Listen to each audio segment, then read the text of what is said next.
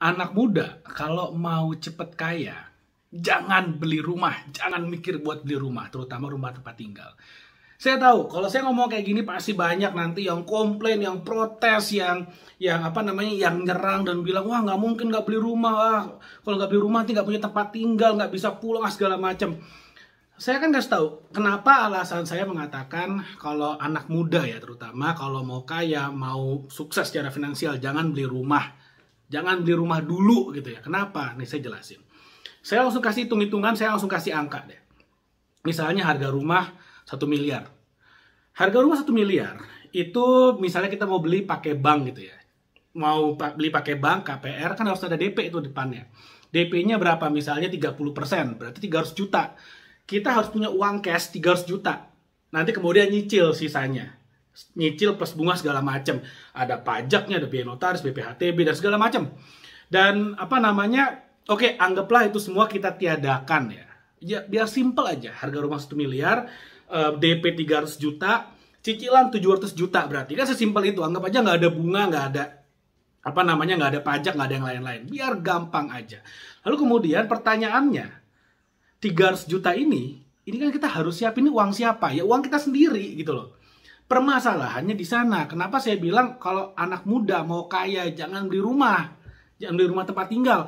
Boleh nggak kalau beli rumah properti untuk disewakan, dibisnisin? Yes, boleh, itu nggak masalah, itu bagus banget. Selama yang bayar cicilannya adalah bisnisnya. Contoh, beli rumah 1 miliar. Lalu kemudian DP 300 juta. Lalu kemudian cicilan 700 juta. Anggap aja cicilan per bulannya 5 juta deh, biar gampang ya. Tapi kemudian dari properti itu dibisnisin, disewakan, atau misalnya beli ruko lalu buka warung bakso. Warung baksonya punya profit 7 juta per bulan misalnya, profit ya. 5 jutanya buat nyicil, 2 jutanya masuk kantong. It's okay. Lebih oke kayak gitu ketimbang kalau misalnya kita beli rumah pribadi tempat tinggal. Kenapa? Rumah pribadi itu adalah konsumtif. Konsumtif. Aturannya kalau kita mau sukses, kalau kita mau kaya, konsumtif itu harus dibayar pakai passive income. Kalau kamu belum punya passive income untuk bayar yang konsumtif, jangan beli dulu. Nah, kamu ingat ya, kalau kamu beli rumah seharga 1 miliar, kamu perlu DP di depan 300 juta. 300 juta kalau kemudian dipakai untuk bisnis gitu kan, untuk bisnis itu bisa menghasilkan keuntungan yang sebenarnya lebih menguntungkan dibandingkan kalau kita beli rumah. Karena kalau kita beli rumah tempat tinggal itu ya udah uang mati. Uang mati artinya ya kita itu kayak uang hilang gitu loh. Oke, ada yang berargumen kemudian, tapi kalau kita beli rumah, beli properti, meskipun tempat tinggal kan harganya naik. Oh iya, kata siapa? Kata siapa harganya pasti naik? Ada nggak orang yang beli rumah 1 miliar, kemudian karena mereka BU butuh uang, akhirnya rumahnya dijual 800 juta? Ada nggak? Ada banget. Ada banyak. Apalagi kalau ekonomi lagi turun, lagi rontok, lagi resesi dan segala macamnya. Lalu kemudian, oke, misalnya pun harganya naik. Misalnya kita beli rumah 1 miliar, lalu kemudian beberapa tahun kemudian harganya naik jadi 1,5 miliar. Wah, naiknya 50%. Ekstrim gitu kan. Pertanyaannya, harganya naik 1,5 miliar, terus mau diapain? Mau diagunin buat modal bisnis?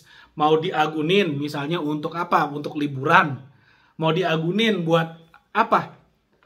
Nggak, menurut saya resikonya sangat besar banget kalau kita punya rumah pribadi tempat tinggal kita dan keluarga gitu ya. Ada anak lah, apalagi kalau nampung orang tua juga misalnya. Kemudian rumah tempat tinggal ini diagunkan buat modal bisnis karena harganya naik.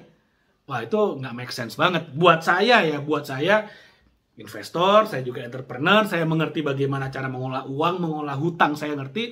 Buat saya itu terlalu risky. Nggak make sense, karena bisnis nggak 100% pasti cuan. Nggak 100%, bahkan kalau kita lihat secara statistik, bisnis itu yang kemudian bertahan itu cuma 10%. Jadi dari 100 bisnis, 90-nya mati. Nah, kalau misalnya kita modalnya adalah mengagunkan rumah tempat tinggal kita, dan kita termasuk yang 90% itu bisnis yang mati, itu bahaya banget, resikonya terlalu gede. Kalau saya nih ya, misalnya saya punya uang 300 juta untuk modal rumah, untuk nge-DP rumah tempat tinggal. Saya mendingan saya putar di bisnis aja. Kalau Anda terserah. Ada yang bilang, tapi kan kalau kita di orang Indonesia nih kalau nggak punya rumah sendiri, nanti nggak punya tempat tinggal, nggak punya rumah untuk pulang. Lah memang kalau kita ngontrak, nggak pulang ke rumah namanya. Emang kalau kita ngontrak, kemudian itu bukan pulang ke rumah sendiri, ya rumah sendirilah. Terus ada yang bilang, tapi kalau kita ngontrak kan bayar kontrakannya, bayar biaya bulanannya, sewa kontraknya itu berarti memperkaya yang punya rumah.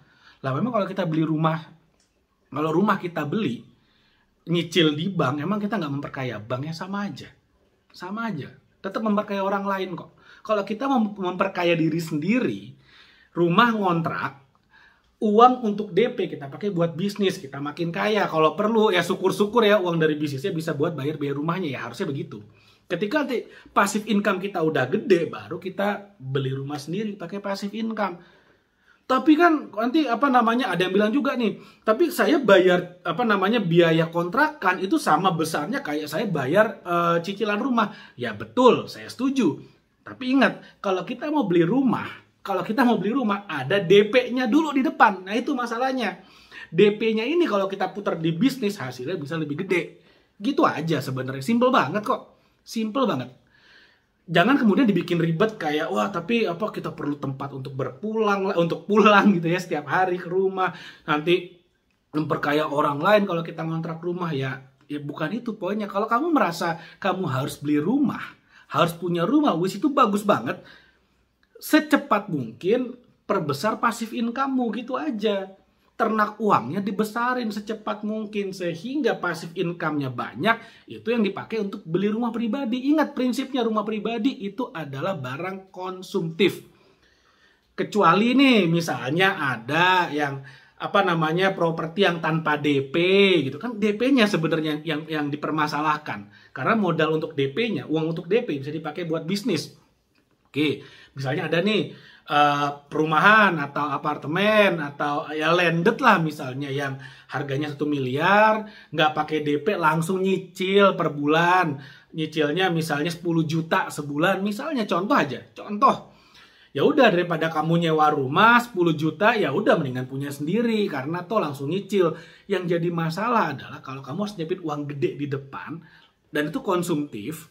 Dan dari konsumtif itu kemudian ya udah jadi uang mati ya. Sebenarnya kalau diputar di bisnis bisa lebih gede hasilnya. Jadi please kalau nanti kamu mau berkomentar, mau disagree, please berargumen yang benar, yang baik gitu ya. Dalam arti kalau mau berargumen berikan angkanya, berikan datanya, jangan kemudian argumennya adalah ya tapi kan kalau kita punya rumah, kita punya tempat untuk pulang. Ya kontrak juga bisa tempat untuk pulang gitu sih. Itu mungkin dari saya, mudah-mudahan sedikit membuka wawasan, sedikit membuka ide bagaimana cara kita bisa membedakan mana yang aset, mana yang kewajiban, mana yang bikin kita tambah kaya, mana yang bikin kita tambah miskin, mana yang ngasih kita uang, mana yang ngabisin uang kita. Oke, jangan lupa like dan share video ini supaya lebih banyak lagi orang-orang yang tercerahkan. Dan jangan lupa juga subscribe YouTube channel ini karena ke depan akan banyak banget yang saya share hal-hal yang bisa bikin kamu tambah pinter, tambah kaya. Thank you, sampai ketemu lagi di video berikutnya.